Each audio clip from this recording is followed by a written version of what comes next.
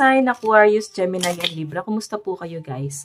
Okay, so air sign, maraming salamat po sa walang sawang pagsubaybay sa ating mga reading.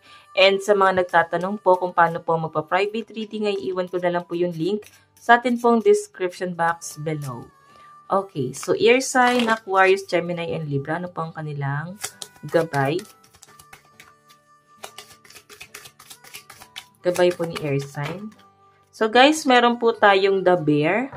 Air sign, nakikita ko yung mga ano mo dito. Pagsusumikap mo, pagtsatsaga, pagtitiis, no? Lalo na sa trabaho. Nakikita ko guys yung sacrifice na ginagawa mo ngayon para sa mga anak mo, sa family. Nakikita ko yung kahit pagod na pagod ka na para ma-provide mo lang sa kanila.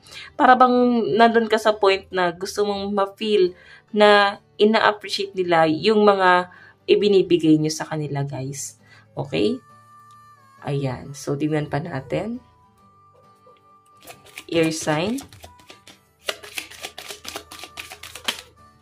So, guys, meron po tayong the bouquet. So, iba sa inyo, guys, possible na makaka-receive ka ng message. Maraming message ako nakikita. Greetings. Ayan. So, siguro may mga ikakasal or pwedeng may achievement ka. Pwede namang nanalo ka sa contest. Ganon, something na ganon guys. So, pwedeng sa achievement or pwedeng meron kang pwedeng exam na ipasa mo yun siguro. Okay? So, may nakikita rin ako dito guys na ngayong araw, air sign, mafe-feel mo yung kaligayahan, excitement, alam mo yung feeling na parang na-overwhelmed ka sa mga nangyayari. Okay? Hindi mo ma-explain yung ligaya na nararamdaman mo dito. Air sign. Okay, so tignan pa natin air sign. May nakikita rin ako dito guys na parang may mga pupunta ng simbahan. May mga celebration na yan. No? Pwedeng meron kayong ipagdadasal. Ayan. And may nakikita rin ako dito guys na parang meron kayong biyahe. Kasi 6 of flower guys is biyahe. Pwede nagpaplano mag-cross country. Or pwede marami kayong magiging bisita. Parang may mga celebration kasi guys. Siguro merong magbe-birthday sa inyo. May nakikita ko guys dito na parang may mga nag-overthink din. Ayan. Tingnan pa natin guys. So air sign, meron tayong 10 of spade. The ship. May mga travel talaga oh. Pwedeng may mga ina-expect ka dito na bisita. Nakikita ko na maaaring may mga delay or pwedeng hindi makakapunta yung iba. Pwedeng mamumove, no? Pwedeng hindi sila makakapunta sa araw na ina-expect mo. Para bang i-reschedule na lang siya. Yun ang nakikita ko rito. May nakikita rin ako guys na pwedeng may mga mag-explore, pwedeng may travel, kasama yung family, pwedeng biglaan to. Okay, siguro gusto niyo lang talagang maging masaya sa travel nyo ngayon. Sa pagbabiyahe. Tignan pa natin guys, ano pang ipapakita sa inyo. So, air sign ng lucky number mo is 15, 9, and 3. Okay, so air sign.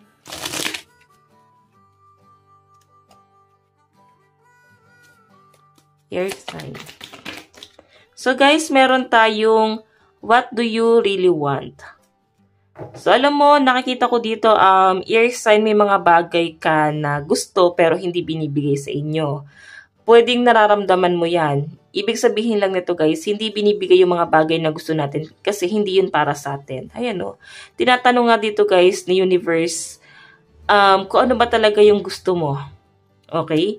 Kung gusto mo maging successful, sundin mo lang, no? Kumbaga, tuloy ka lang sa agos ng buhay, hayaan mo lang siya yung magplano para sa inyo. Okay? Pwedeng kinokontra ng energy mo eh. Pwedeng hindi mo matanggap yung isang bagay or yung nangyayari sa buhay mo kasi hindi mo talaga ito gusto. Okay? Kaya nga sinasabi rito, kung gusto mo yung success na to, hayaan mo kung gumawa ng daan para sa'yo, para makuha mo yon. Yun nga lang kasi guys, pwedeng hindi natin namamalayan. Okay? Hindi natin napapansin. Ayan. Hindi natin napapansin. Pwede nakakaligtaan pa nga natin minsan yung mga blessing na binibigay sa atin kasi mas hinahanap natin yung wala. Okay? Yung mga gusto talaga natin. Okay. So, tignan pa natin air sign. Meron po tayong Befriend the world polarized. May nakikita ko guys dito ng mga connection mo pwede sa mga friend, sa mga taong nakakasalamuha mo para magkakataliwas, no? May nakikita rin ako guys sa para bang may mga nagtatanungan ng pwede meron kang kaibigan dito na magre-reach out sa inyo, pwede itatanong sa inyo yung isang lugar, or yun nga guys, kagaya na sabi ko, meron kang ini-expect na bisita na gustong pumunta, sa inyo, pero guys, merong iba na mukhang hindi matutuloy, so para magiging drawing na lang tong gala nyo.